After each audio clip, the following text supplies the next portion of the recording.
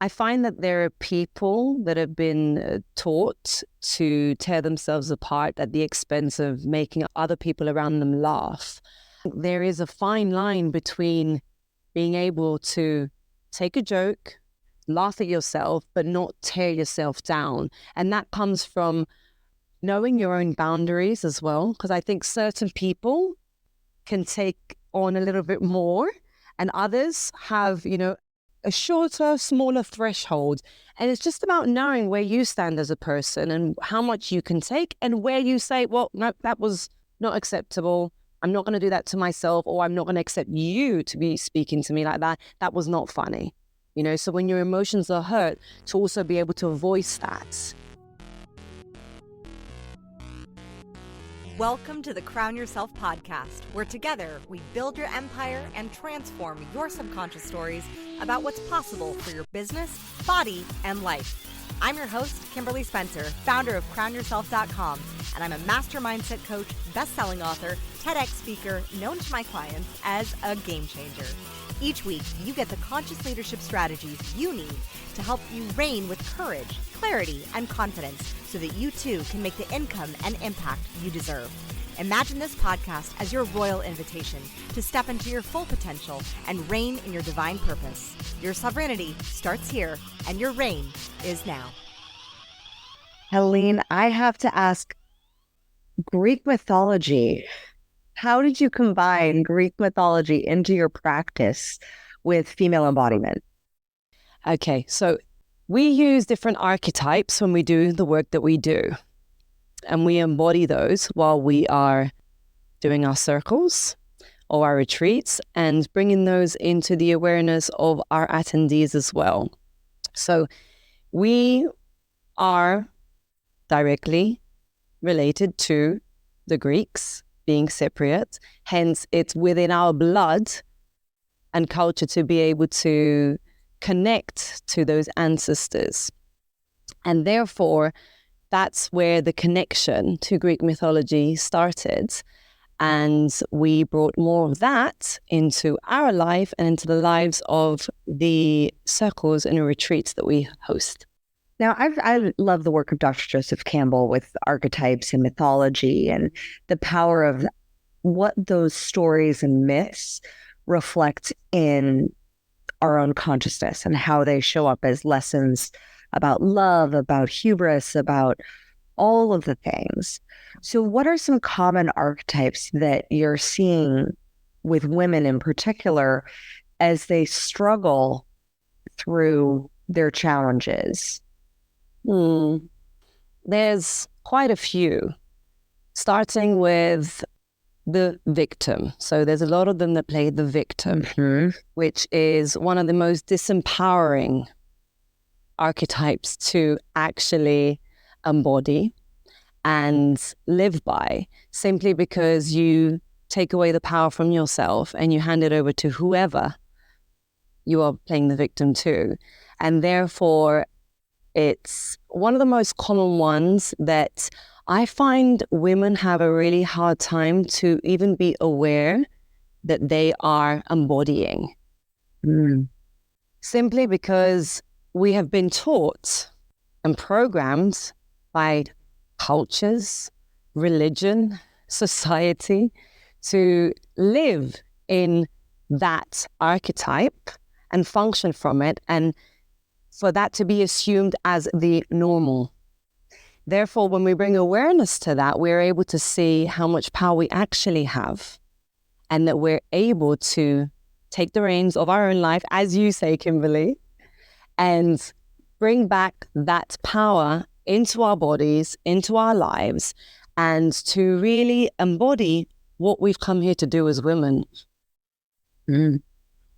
Yeah, I think that thinking of the victim in that archetypal tent, like what I see is that there's a lot of women that, because this concept of being a strong, independent woman has birthed forth with the rise of feminism, that still is almost moving away from that victim mindset and that victim mentality.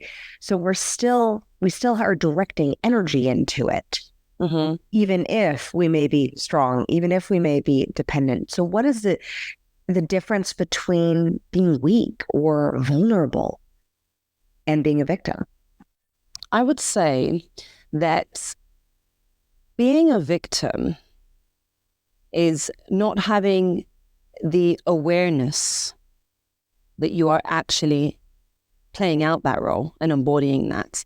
And being in your full power and understanding that you can also be vulnerable and show emotions and embrace that beautiful feminine as well as the masculine together, as opposed to needing saving from somebody else. That's exactly where there is a huge difference that I think has been misrepresented through social media, through feminism, through women embodying this strong masculine archetype, where in fact, the beauty of women is our beauty, our elegance, our softness, our ability to be able to use our intuition, our emotions, and to connect to that. It's something that's God-given. So we need to use that. We are vessels. We are bringing birth into this life. We are able to birth creation into everything that we do. I'm saying I'm getting goosebumps as I say it. I know. It's something that's been given to us that I honestly don't think men have access to in the same way that we do. So the more we embody that as women and understand that we have power in our emotions, we have power in our bodies, then we are able to hold life by the balls. I may say so.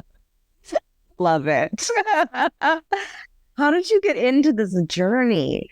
Have you always had this queenly elegance about you? You just radiate such a beautiful level of confidence, and I can see that it comes from within. Have you always had that, or where did you start? To be honest, I thought I had it. So I went through a phase growing up and in my early 20s and late 20s as well. I think I started to realize I was always confident. Okay, let's start with that. I was always confident. I was always very bold. You would notice me with my presence, with, the way that I would speak. But internally, I had a very loud inner critic that when I started to actually do the work, I realized that I wasn't as embodied and confident and queenly as I thought I was. So that came with a process of recognizing where I was truly at, almost tearing myself apart to recognize, oh, shit, we've got some work to do right here. And everything that you thought you were, you perhaps might not be. And you need to relearn, reprogram yourself and understand, okay, it's not just about how you look and it's not just about what you say, but it's got to do with how you feel. And if that voice inside of you is criticizing you or second guessing what you're saying, then you need to change that voice. You need to change that voice and you need to understand how you're going to be able to do that. What are the steps you're going to be able to take in order to be able to regulate what your mind is telling you, what you actually believe? And I think that was the moment when I was able to break it all down to rebuild it in order to be able to see and understand why I've come on this earth and what I'm actually doing here. And now you're in such a place of beautiful purpose and I mean, my gosh, scrolling your Instagram, it's like, whoo, she is empowered and embodied in the empowerment. And there is such a beautiful connection that you have to your body. What when you were doing the work, how did you do the work to reconnect to this sacred vessel? So initially, my journey started with health and fitness. I was a health and fitness instructor. I've trained to become a PT.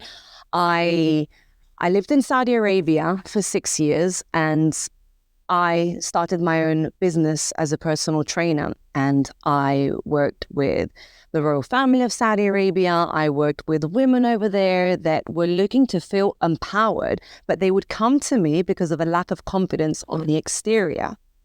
So I initially projected myself in that way, in the sense that the exterior was the way to get to wholeness. Now, when I started to notice where I was at, and I could also see that after they would do my 6-week incredible program and my 9-week boot camps, they would have huge transformations on their body, but they would still look at themselves in the mirror and say, I still don't like this muffin top here. I still want to change this. I still want to do a little bit of this. I still want to do a little bit of that. With every single criticism that I could still see in them. So with that, I recognize there needed to be some deeper work. There needed to be some deeper work. So although I was working with the body, and that was my vessel to reach a meditative state, I was using my body to silence my mind, because there were so many thoughts, there was so much noise, and I needed to work out. I'm a very high energy, high level kind of woman. So therefore, that's the only way that I knew how to release it, by releasing that, just like releasing the anger, releasing the stress, releasing whatever needed to just be let loose in my body. I wasn't aware that there were other ways at the time. And hence, with that came my role of empowering women. So I was not only working with them to change their figures externally, but we were doing the work to feel more inspired, to feel more empowered, to feel more alive. And that's when I recognized that I was able to use the body in such a way to, yes, help them up to a certain point, but there was another access point within the body where we could feel emotions and recognize them. And where were these emotions trapped, and how could we release them? And without, just lifting weights, which was very masculine to me at the time, but it was the only way that I knew, could there perhaps be another way? And that's where my own self-exploration began, to understand that the knot in my stomach, it's telling me something. The pain that I'm feeling, the knot in my throat, the headaches, they're all signals that we're ignoring. Hence, how do I bring more awareness to them? How do I understand my own body? What is my body connection, intuition telling me that I can also bring to my workshops, to life, to the things that I do? Because the emotions are so powerful. Like, I too started out in fitness. I started out teaching Pilates. That was my journey. Taught it for 13 years and realized the power of the body, not knowing that I was regulating my nervous system simultaneously, not knowing that I was retraining my body from a very sympathetic reactive state into being able to actually rest and digest. And yes, those initial cues, because a lot of people come from the perception of, oh, it's just in your thoughts. And I'm like, your subconscious mind runs your body. So the body and the somatic work that can be done, what is a tool or an activity or an action step that we can actually put into practice, so that it's not just going to the gym or getting our emotions out in one way through exercise, but through a deepening of our connection to our emotions? Is it just awareness, or is there something deeper that we can access? I definitely believe in the power of dance. Yeah. Yes. And using these beautiful vessels for movements, and being able to feel where we're feeling those trapped emotions, and actually use the body in such a way that it's able to bring more power to those spaces as opposed to feeling disempowered. Because a lot of the time, we even notice our body posture. How do we sit? We've got this slight, it's a couple of centimeters. It could just be the smallest. And your shoulders are, you're crouching, you're leaning in. And as soon as you just put your shoulders back and open up your chest, opening up the chest, automatically you feel your heart opening up. So opening up the chest and bringing in more love into this space and increasing your heart rate at the same time through dance, through movements, and using this femininity that we have. That's everything. So our bodies, through dance and the sensuality and how we can move our bodies, and it's so individual for every woman. And they say there's so many emotions that are trapped in our hips that we carry from past lives, from sexual interactions that we've had that are directly related to our throat chakras, right? And in the way that you are able to express yourself in bed, express yourself through dance, you're able to also bring more power to your voice so that you're able to express yourself with more authenticity and more alignment, as well as more power. The stored emotion trapped in the hips. I remember I used to say that. Thank you so much, Helene, for reminding me, because I used to say that consistently. Mm-hmm. And recently, there was a lot of stress that happened in my life the past 2 years, moving 2 times, losing 3 family members and 2 family friends, having a baby. Just a few things. And I had forgotten, and I'd gained some weight around my hips. And since recently, I've just started dancing and enjoying the motion of my hips and enjoying the motion of my femininity.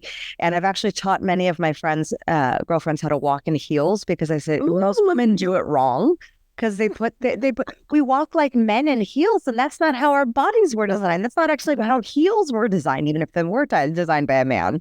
They were designed for us to have a gentle sway in our hips. And the more I'm in contact, the more my hips have actually slimmed, and just allowed the release of the stored emotions that were building up from the past 2 years of a lot of trauma and stress.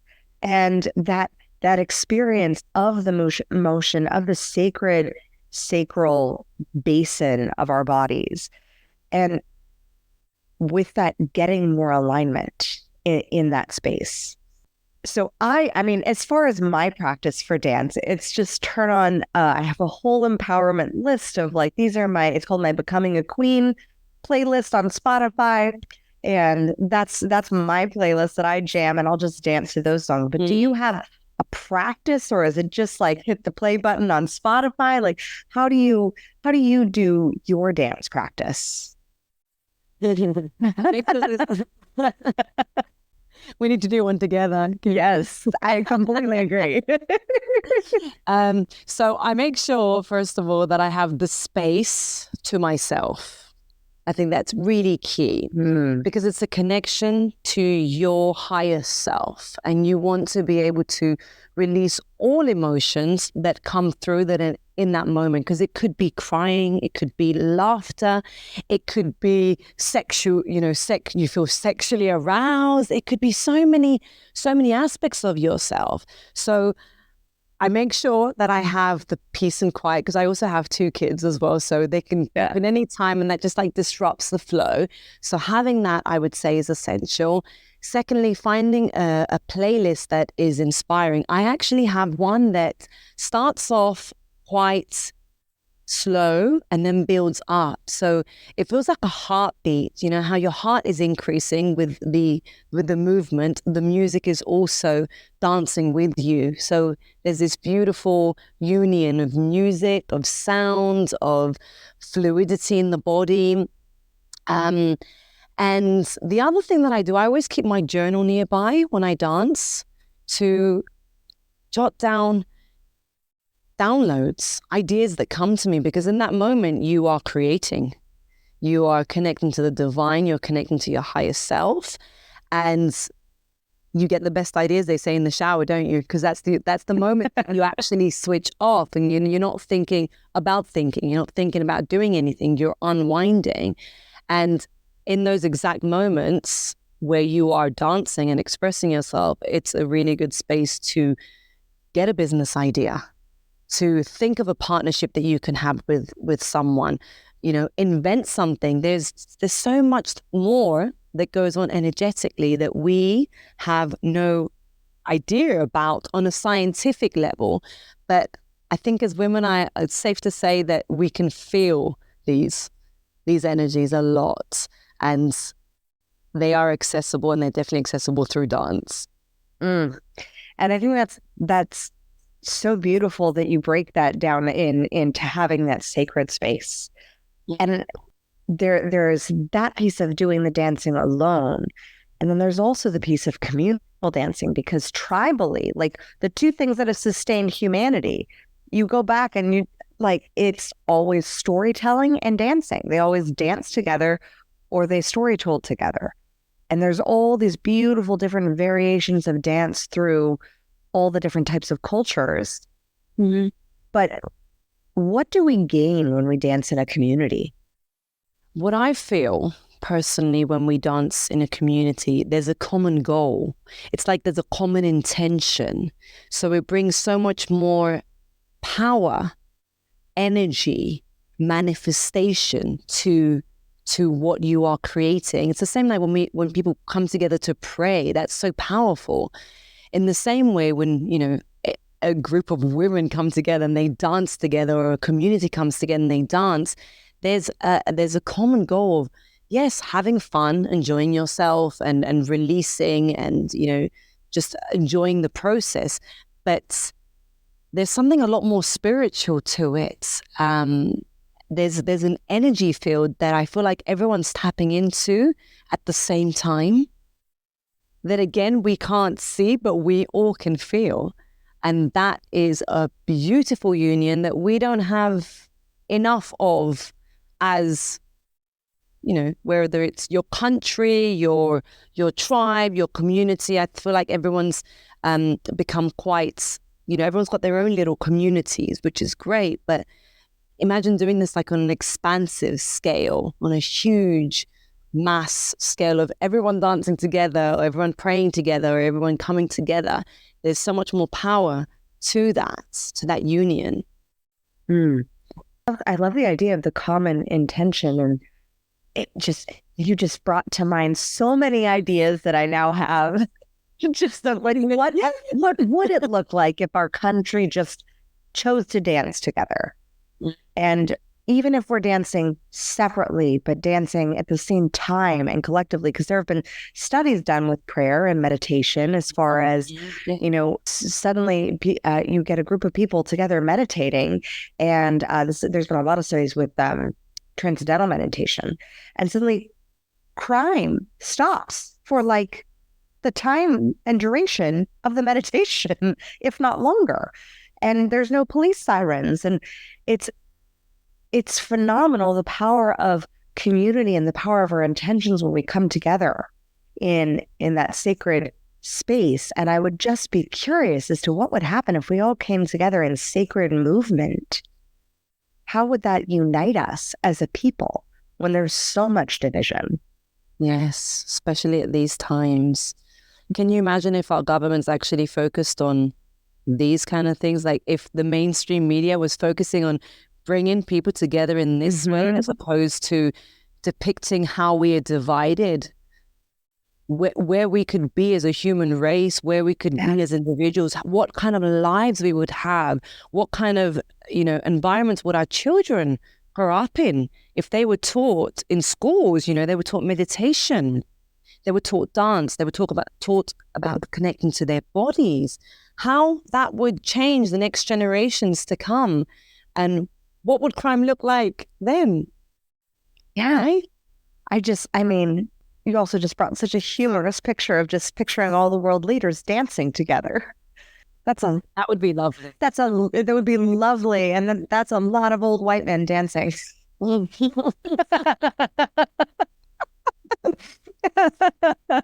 that would change the vibe completely, wouldn't it? I think that's the biggest, being able to bring humor as well, and humor into our lives, and the joy of laughter, of just being able to have a laugh at ourselves. Absolutely. I think that was one of my biggest lessons in life. I used to take myself very seriously. And when I realized that I had to be able to learn how to take a joke as well as give a joke, life changed. Yes. Yeah, the way that I would see the world and the way that I would interact with the world was, I came from a much more lighthearted space, that I was able to just not take life so seriously. It became so much more fun to live. You know, I didn't have to put on this mask. I didn't have to put on this persona anymore. I could be silly. I could, there are times that you say the most clever thing that comes out of your mouth and you think, wow, that was quite nice. And then sometimes you say the most stupid thing. And that's okay, because we're human and we have all that. But to also be able to laugh at yourself and say, you know what, that was quite funny. And that's okay. And not feel shame and embarrassment and judgment and criticize yourself and break yourself down because, I didn't appear how I thought I wanted to appear. Mm-hmm. So laughter is very, very important. Not taking ourselves too seriously. It's some good medicine, that is for sure. I too struggled with being able to take a joke. And I think there's a big difference, though, between, can you have a laugh at yourself, at your own humanity, and then are you making fun of yourself at the expense of yourself? Yes. I was researching for my book, and I found that the word sarcasm comes from Greek. Mm-hmm. And it literally means like to cut the flesh. The flesh. Sarka is flesh. So therefore, sarcasm. Yeah. And so what are we doing when I just think of all the comedians that struggle with depression and mental health issues? And if you listen to their comedy, a lot of their jokes are self-deprecating. They're filled with sarcasm, cutting their own flesh. And so how do we have a laugh at ourselves and have that humanity and that grace for ourselves versus, let me make fun of myself from a demeaning, berating way? Is that a dance that we just do in the moment, or is it programming so that we can have that laugh?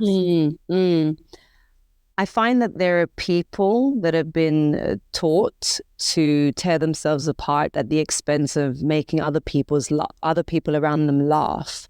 It's something that I find that you need to have a lot of self-respect and know who you are to not do.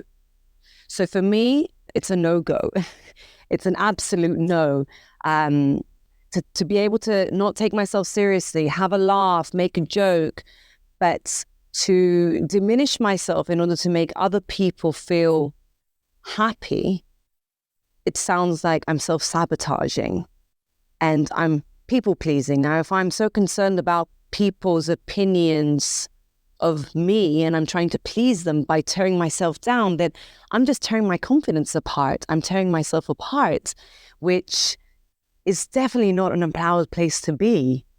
So I definitely think there is a fine line between being able to take a joke, laugh at yourself, but not tear yourself down. And that comes from knowing your own boundaries as well, because I think certain people can take on a little bit more and others have, a shorter, smaller threshold.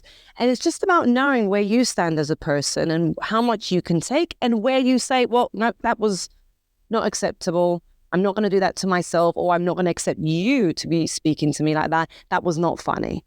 So when your emotions are hurt, to also be able to voice that. Yeah, that's the ability to hold those boundaries. And I think with laughter, I think the humanity and the joy of not to when I had to reprogram myself to learn how to take a joke and to learn how, not a joke that was crossing a boundary, but a joke that was just like, oh, I really actually did something quite funny and silly and stupid. And it's okay. I'm just like, welcome to humanity. But it was tiny little increments in the beginning of being able to grow that muscle, in essence, to strengthen it, that I could laugh at my imperfections. And the thing that I love in the tarot, the opposite of how you conquer the devil is laughter. And it's when you think, oh, all these chains and all these beliefs are like on me, and everything's hard and everything's a struggle and I have to be all these ways. If you just realize that all of those are self-imposed shackles, and just give yourself a little laugh at, like, I put myself in my own prison. Okay, time to liberate myself. That's the beauty of this evolution. So what does it mean to really be in your sovereign power? Oh, that's a really good and big question. I think there are so many parts to being in your sovereign power. I think it's really understanding who you are, first of all. Not what you've been taught by your parents, by women around you, by mothers before you, by other businesswomen, how you need to show up in the world. And that comes with being able to self-reflect and understand that, in fact, if I am not believing in everything that I have been taught, then what do I believe? And if I don't believe everything that I've been shown, then who am I without those beliefs? And discovering who you are without all of those strings attached, all of those shackles around you, takes courage, takes a huge sense of inner strength and confidence to be able to say, to be able to question, first of all, and to be able to redefine everything that serves you and everything that doesn't serve you. And when you understand where you lie within those aspects, you can also show up as your most sovereign, authentic self, because you're able to say, okay, well, if I have decided that that belief doesn't work for me, and what I have been told by X, Y, and Z, or the way that I have been doing everything in my life isn't me, and I'm going to show up in this way, then I'm bringing an element of Helene, I'm bringing an element of Kim into it. And that's where you are personalizing how you want to live this life. You're questioning, of course, in the process, which causes a lot of resistance, which is not easy. It takes courage. But it's the only way that you can actually be free and be able to step in your full sovereign power. I mean, questions are so powerful.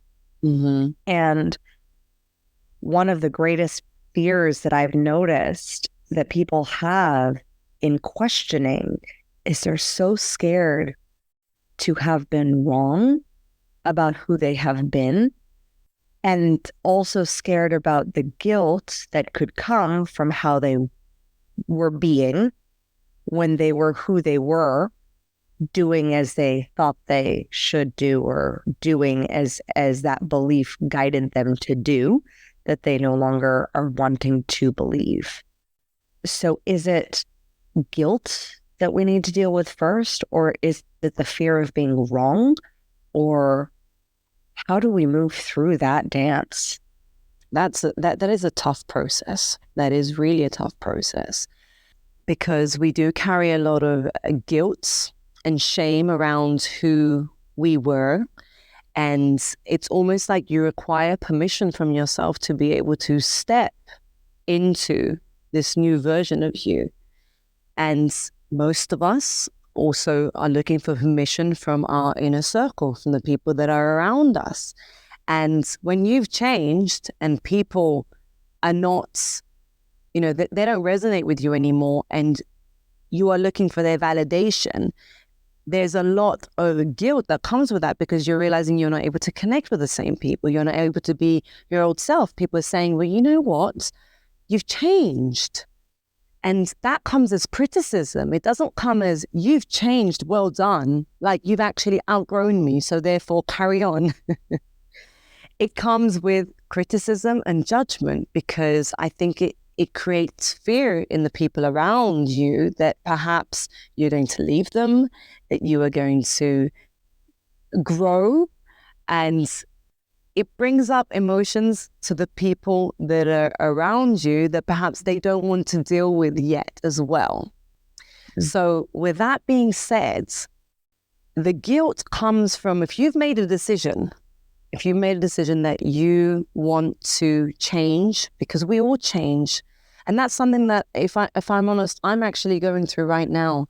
I am changing after I've already changed, and I'm thinking, God, how many times can you possibly change, woman? You know, like you are, it's a hard process, because you're also questioning everything. So you're rediscovering yourself, and it takes time. And I think there's a time period that people don't speak about, which is the time period where you used to be and where you're going to be.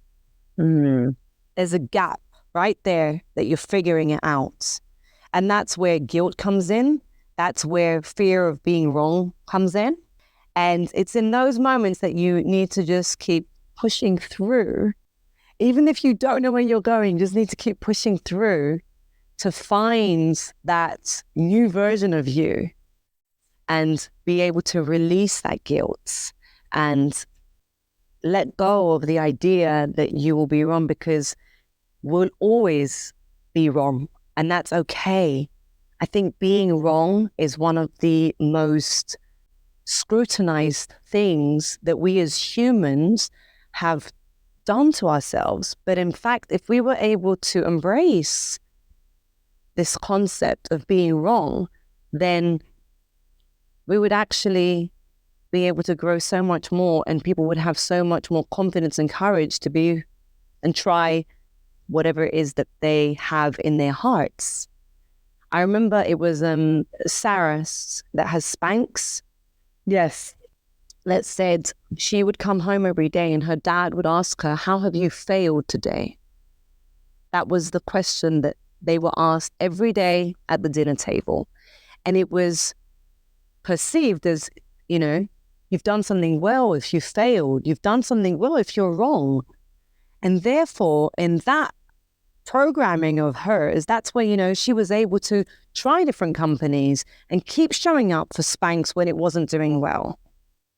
Therefore, she ended up being able to have Spanx and support a business like that, because there was that lack of fear. I wouldn't even say lack, because I think fear always kicks in at some point, but it's just about reminding yourself that the power that you have is stronger than the fear. So when you're in that space of pushing through, leaping over that gap, what is it that you focus on? I would say your intuition and your heart. They are one of our strongest guiding powers. They're always giving you signals of where you need to be going all the time. Now, whether we choose to listen or not, those are two different things, but they're always sending you signs and signals of what truly feels right and aligned. And the more we're able to tap in and actually listen to our intuition and what really feels right for Helene, for Kimberly, for X, Y, Z, then we're able to keep pushing through that light, because you're always going to have voices telling you differently, but your heart and your intuition know the way. And we have been, here in the Western world, we have been so taught to disassociate and value the power of the mind and logic and conscious reasoning, which has its place. But with the heart and with intuition, that is how we're able to quantum leap. That is how we're able to suddenly, I wanted this, and now a year later, suddenly that's where I am. We quantum leaped recently with buying our house, and I'm like, I'm looking around, I'm just in amazement. I'm like, oh my gosh. But it came from listening to our intuition, and also being very clear and specific with what it is that we wanted. Now, for those that have prized logic, for those that have prized being in their head and their thinking stuff, how do they learn to access the power of intuition through the body? I definitely think that takes practice. It takes practice because everything's a muscle. Everything's a muscle that you need to keep remembering. You are constantly remembering. And what the mind does, it keeps reminding us to forget. So the heart is always there. And I think every single one of us deep down knows the answer. Whether we have been so focused on, getting access to the mind and improving our mindset, we truly know that there's something else governing this mind. So for the people that are really focused on using logic and the mind to function, I really recommend meditation. Meditation is one of those things that I feel like there is enough evidence right now to support those logical thinkers, those mindset achievers, that it's one of the most important tools that you can use to quiet the mind, therefore taking you out of the mind and into the body. So I would definitely say meditation. Another way that I have found has really helped my clients has been breath work as well, because breath work is active meditation. So therefore you're doing something. So that's for the doers out there, the action takers, the people who think, well, it can't be working if I'm not doing anything. So therefore when you're breathing, it takes a lot of cognitive abilities to continuously breathe. We're talking about an hour session of continuous breath. So therefore your body's reacting to it, but you are consciously breathing. And that really takes you out of your mind and into your body having a transcendental experience. So if someone, I hear many people say, I can't meditate. It's really hard for me to meditate. I can't sit still. Breathwork is another great alternative. And you combine breathwork with ice bath. Yeah. Which I am still trying to get my husband to do, but there is no way. Well, I mean, I'm not going to say ever because I believe in possibility. There is a possibility. I hated the cold. Yeah. I lived in Saudi Arabia because I loved the heat so much. I could sit and sunbathe in 40 degrees Celsius. I absolutely love the heat. And if I was to go anywhere near the cold, I would have said, if you'd asked me 3 years ago, I would have said, I would never, ever get into the ice. You must be crazy. So there is hope. There is absolute hope there. And we combine the ice baths and the breath work together simply because breath work helps regulate your nervous system. It takes you out of your fight and flight response and back into your parasympathetic nervous system, allowing you to feel that the world is safe, that you are able to overcome anything that comes your way. And we then immerse our clients, our participants into the ice. And before or after? Let's say first we do the breath work. Okay. Actually, the way that we've done ice baths has been very, I would say we also bring elements of shamanism into it. So we do a lot of smudging, calling in our guides, and then starting the experience. So there's this portal that we create that when people enter, they're just like, we're only in the backyard with grass, but there is this element of love, and that is the intention when we create all of our spaces, for people to be able to just let go of whoever they are and whatever problems they have outside the door. And then when they come in, they're able to just remember who they are, which we all love in essence at the end of the day. And we all have access to be able to connect to that, but we just forget.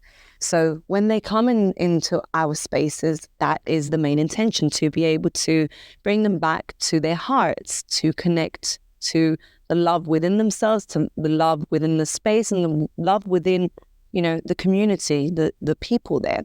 So we do the breath work, we get them to lie down, we have incredible music coming through. So you're having all your senses are being stimulated in the moment. You're sitting in the grass, you're connecting to Mother Earth, you're hearing the sounds, sound healing, you are breathing, you're smelling the scents of sage, and you're able to completely go deep into your subconscious mind and trust the process.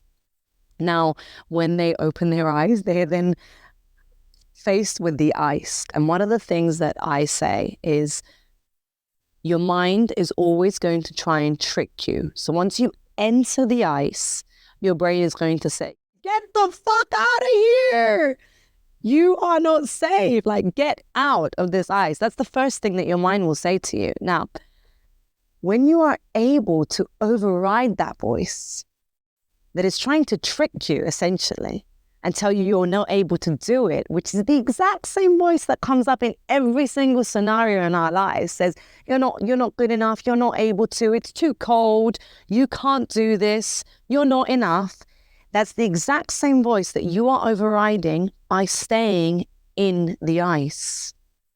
Because when you've sat there for 3 minutes and you are feeling euphoria, you are feeling so elated, and you've realized, shit, I've done it, then you think, well, who was that voice? What was that voice actually telling me? Because if I can override that voice in that moment, then in every area of my life, I have access to doing that. Hence why I absolutely love the ice baths.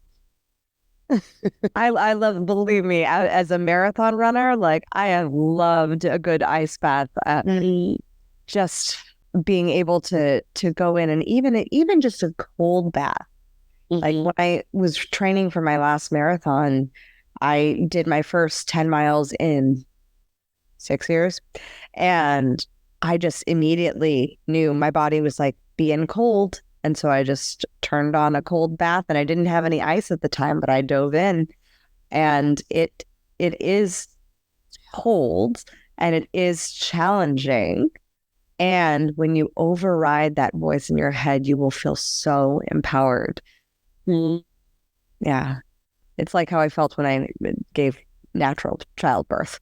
That was just because your brain is like, no, it'll say the things, and suddenly you'll have the programming. But if you can laugh at the cultural programming that says that women shouldn't or aren't, or you can't do this. I'm like, well, what did they do before epidurals? They've been giving birth for a long time before that. So being able to recognize our innate power that we have to grow and to like surpass that voice.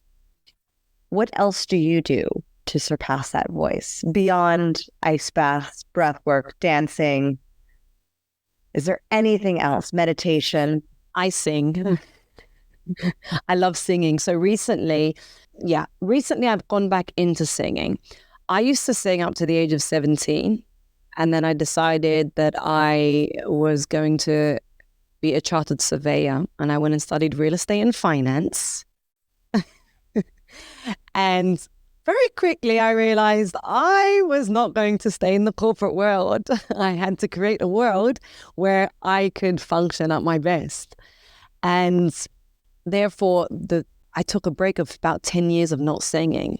And with time and working on my hips and moving the energy, and then recognizing, there may be stored emotions in the throat, I found that using the voice and voice activation has been a very powerful tool for me to feel empowered, to be able to get over the idea of stage frights, to be able to sing and use all the abilities that we have. We can all sing. Every single one of us can sing.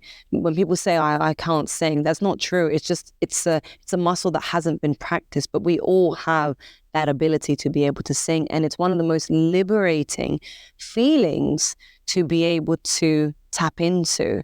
One of the most liberating ways to express yourself, to to just release energy. And also, it's a great way to learn how to say what you're thinking.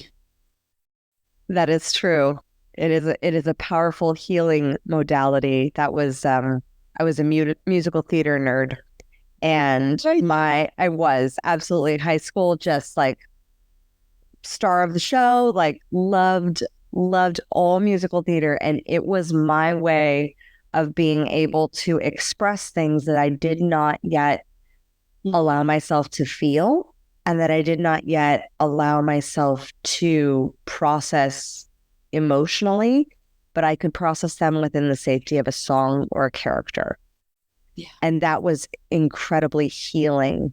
So I love the fact that you're singing. What's your favorite thing to sing? I actually do holographic sound healing. So I work with the sound bowls as well. And I came to the States. I came to Denver, Colorado to learn this practice. And it's a combination of sounds that don't make sense. I wouldn't say, there are no words to it, but it almost feels like you are singing another language. That's what I feel like when I'm doing it. And that is one of my favorite ways to sing currently. So combining it with the sound bowls, the crystal sound bowls, and adding my voice to it. It actually sounds like you've got different mics in different places because the shape of the bowl. So you're getting like a 3D, well, I would say 5D experience of someone singing for you. So beautiful. I look forward to hearing it one day. Oh, I would love to have you. I would love to meet you in person. You remind me so much of me. Vice versa. Right? Yes. Yes. And I think it's so beautiful when two queens can see each other, because that just let this further prove the law of oneness of how from across the world that two people can still see each other in their power. And I think that's it's one of the reasons why I love podcasting. It's one of the reasons why I have loved this journey of internationally building my business, because it has allowed me to see so many beautiful humans who have so many rich gifts that they're offering their world. And I am so grateful that you didn't get sucked into the corporate black hole, and that you are shining your light now in how you're doing it. How do you show up as a mother fully embodied? I would say that with my children, one of the things that I've learned along the way is that I needed to figure out how to do it in my own way once again.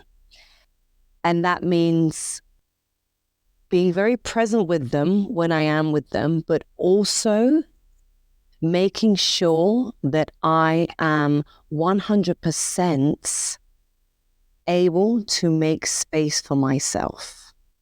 So I say that being selfish is actually one of the best lessons I can teach them.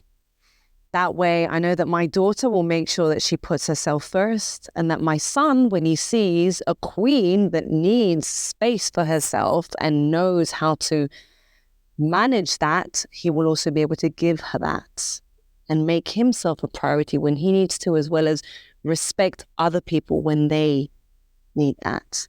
So for me, that has been one of my key lessons in motherhood and navigating being a mom, which I still can't believe. I don't feel like I'm a mom.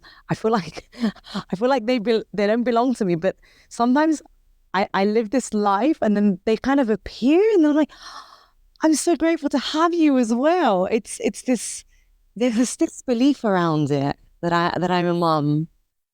Yeah, becoming a mother for me was it was such an obvious thing for me. Like, I know some women who have chosen not to have children, like they are very clear on that decision. For me, I was very clear on my decision that I knew motherhood would always be a part of that. And as one of my best friends said, she said, "You've birthed two boys, so no one's yet usurped your reign." So I don't yet have a girl, but I do have two beautiful, amazing boys. And they have been such a blessing. They are my best coaches to see how I can show up and honor myself and use my voice more boldly, because my 6-year-old double Leo manifester human design, like, he has no problem with it. Teaches me every day.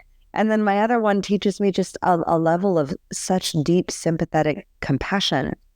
And I think that shunning the cultural programming of that parenting is me only on them. I'm like, they parent me right back of showing me how to be more present, how to be more compassionate, how to be more embodied. My little 2-year-old, he just falls asleep by stroking my arm.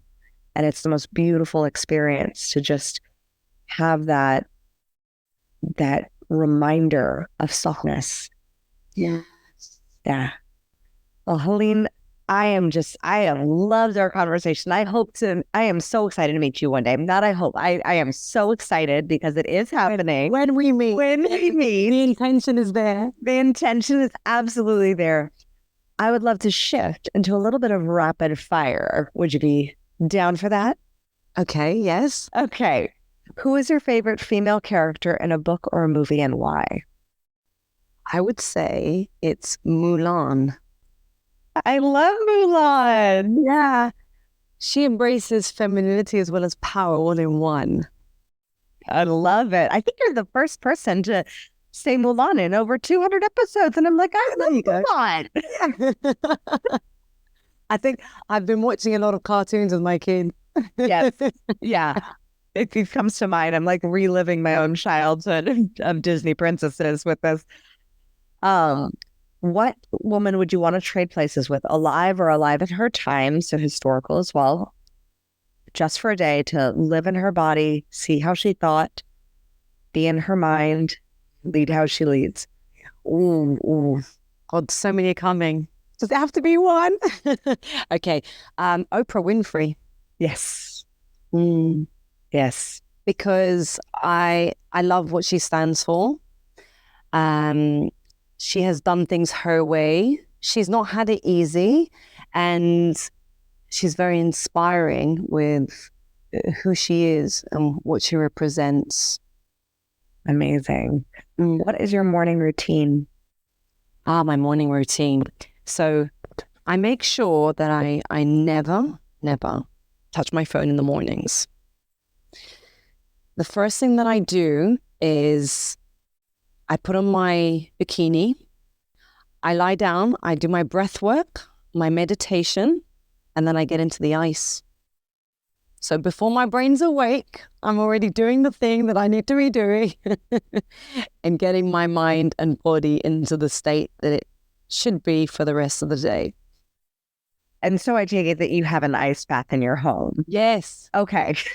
Yes. So I recently bought a freezer that I had to. I've been wanting to. It's been on my wish list for so long, because obviously there's always the obstacle of having to buy the ice and then set up the ice. There's always an excuse. But if you have it there, you don't have the excuse anymore. So therefore, it's become part of my morning routine. Wow. That is bold. What is your evening routine to set you up for such a chilling morning? So my evening routine, I can improve on that. I need to add in a little bit more sleep, but my evening routine, we have this ritual that we do with Stefan, my husband, where when he comes home from work, I make sure that the kids are in bed. My kids go to bed early. Like, having routine and structure for them and for me has been vital in order for me to have peace of mind at night and be able to unwind and just to have space to be able to think. And therefore, we actually do a lot of talking. We sit and talk about our day and connect to one another. So it's really the time for either journaling, a little bit of meditation, and relationship, I would say. It's beautiful. My husband and I are very similar.